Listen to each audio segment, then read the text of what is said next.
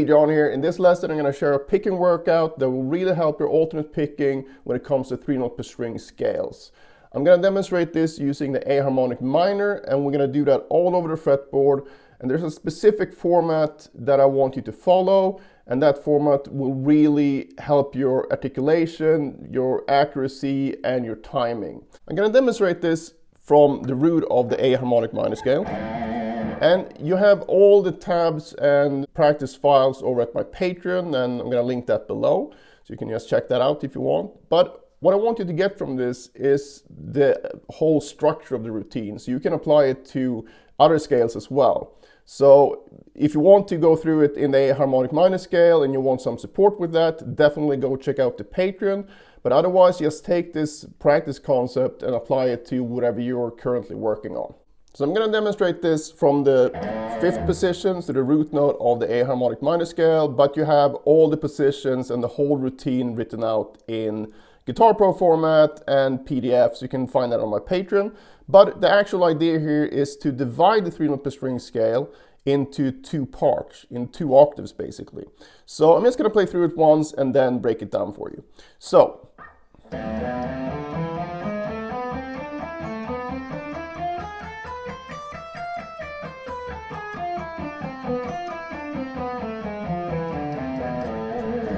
So what I just did here was to play the first 4 strings, so from the E string up to the G string. And I did that in just one position. But then I moved up to the 7th fret of the D string, which is the same note we started out at. So I'm playing the same thing 1 octave higher. So we're going to get the same notes, just 1 octave higher. And this pattern is actually part of the next scale position. So what we're doing here, we're combining 2 positions, 2 adjacent positions basically. So this is very, very helpful when it comes to getting out of those scale boxes, because the exercise itself, you're breaking it up in the middle here. And once you've done that ascending, I move up to the next scale position, starting here on the F, and then go down 4 strings. And then I do the same thing. I restart on the G string instead, so 1 octave lower from the starting point. And you get the same notes again. And now, because my guitar is tuned as a standard tuned guitar, I get this pesky B string. Otherwise, the shapes would look identical, but if you sort of squint a bit, you can see that it's basically the same thing. And also, since we're dealing with 2 strings at a time here, the 6-note fragments here, so this one is intact, and then this one is also intact in the same way, going down, obviously, so we have. So if you can see that, it will be much easier to visualize this. Alright, so that's the pattern we're going to use. And like I said, you can apply this to any scale that uses 3-note per string. And how we're going to practice this is the most important part, because that's really what's going to give you all the benefits that I talked about in the beginning. So what we want to do here is we want to work with 2 subdivisions, and subdivisions is just how you divide each downbeat. So you go 1, 2, 3, 4, 1, 2, 3, 4. For example, for 16th notes, and for 16th-note triplets would be 1, 2, 3, 4, 5, 6, 1, 2, 3, 4, 5, 6, 1, 2, 3, 4, 5, 6. And to help you work with this, I provided a subdivided metronome beat in the form of an MP3 in a few different tempos, very low tempos, because the point here is to keep the accuracy super high. So you can find those at the Patreon as well. So I highly suggest practicing with those. Now you can do this with a lot of different subdivisions, obviously, but to keep it a bit simple and also to really focus on the fundamentals, I've decided to do this with 16th notes and 16th-note triplets, for the reason that those are the most common subdivisions in rock and metal and pretty much any type of popular music. So you really want to have those down in a very solid way. So like I said in the beginning, you will also work on your timing here. So the first subdivision we're going to use here is 16th notes. So you just want to play it once through with 16th notes. And like I said, I highly suggest using that backing track where you have basically a hi-hat and the metronome, so you can really hear that subdivision, and your job is to line up perfectly with that subdivision.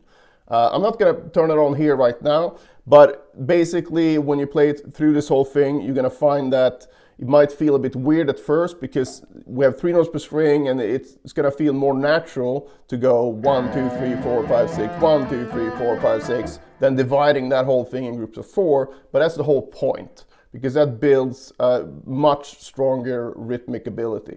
So I'm just going to count it out here as I play it.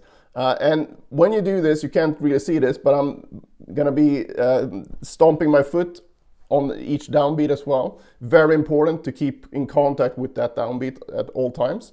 So here we go.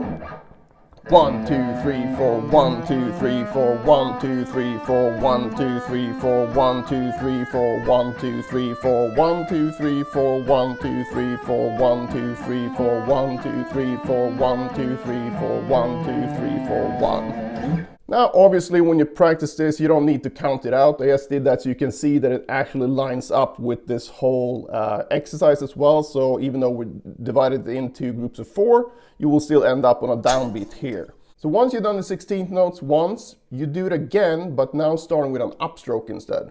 So you go through the whole thing again. So 1, 2, 3, 4, 1, 2, 3, 4, 1, 2, 3, 4. But now every downbeat is going to be on an upstroke. So basically reverse the picking.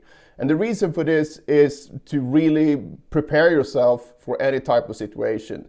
Because yes, you will always have a favorite pick stroke to start on. That's going to be downstrokes for most people.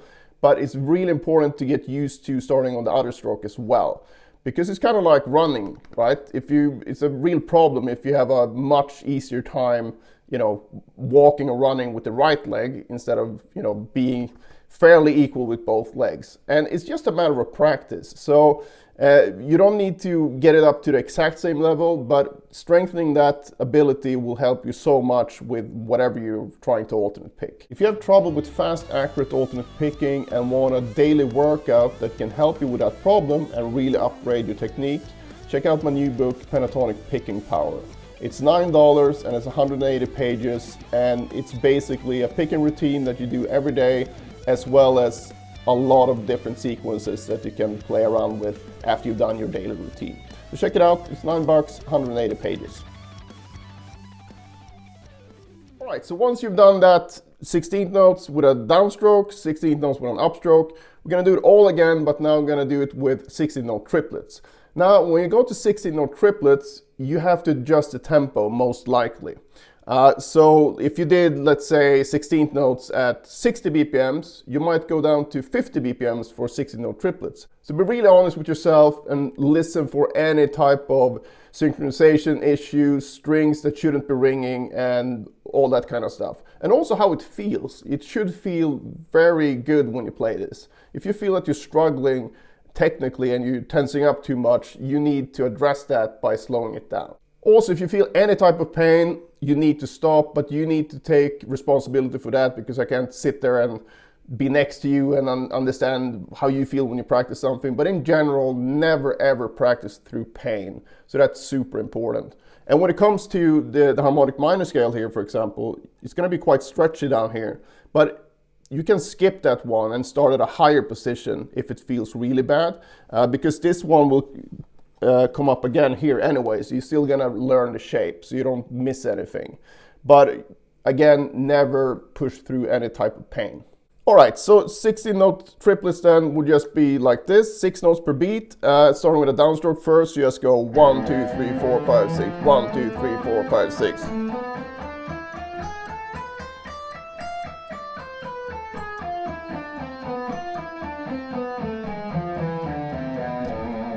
Then do that again with an upstroke.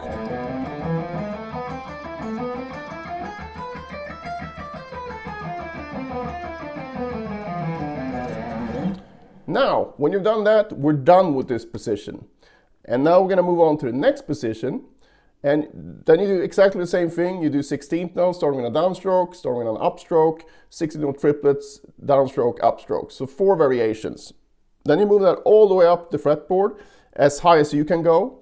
And then once you reach the highest point of the fretboard, you're going to go down again. But now, instead of going from the lowest note, starting on the lowest note, going up, and then ending on the lowest note, we're going to do the same thing, but we're going to start on the highest note of the pattern. So I'm not going to demonstrate that up here, but that's where you want to start.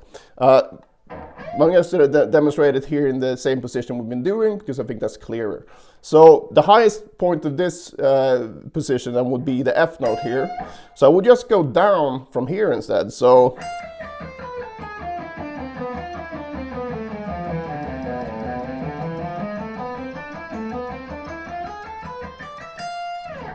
that's the whole thing, right? You do the same approach. You do 16th note, starting with a downstroke and an upstroke, 16th note triplets, downstroke and an upstroke, and then you just move it down the same way you came. So this routine will take anywhere from 20 minutes to 30 minutes or even longer. So that's going to depend on the tempo that you're using, but don't push the tempo here. It's not about that. This is all about really listening to the subdivision when you're practicing and really nailing the timing and also nailing the whole technical aspect of everything, obviously. So it's gonna be a waste of time to do this at any tempo that's higher than you can do that, the whole thing perfectly. So really listen to what you're doing. And it can actually be really helpful to record yourself when you do this the first couple of times. So you can see, okay, how honest can you actually be with yourself? Or you're just gonna sit there and bullshit yourself and then be like, yeah, this didn't work, because this will work really well and you will feel a big improvement in your overall technique if you follow this way of practicing, meaning focusing on accuracy first. It's fine and also important to try to push the tempo, but that's something you should do separately, in my opinion. So I wouldn't sit here and just find the absolute fastest tempo you can do that and try to get through it, and you have a lot of mistakes creeping in. Try to instead go the opposite direction, especially if you've had trouble with this kind of stuff before. And just focus on accuracy and give yourself a couple of weeks with a complete focus on accuracy when you do a particular workout. Outside of that, it's fine to try to go for stuff and make mistakes and whatever, because all the work you're putting in here is gonna build that stable base anyway. So I've stuck to these principles throughout the whole time I've been playing guitar, and it's really served me well. And I've seen huge improvements for my private students as well. So give that a try.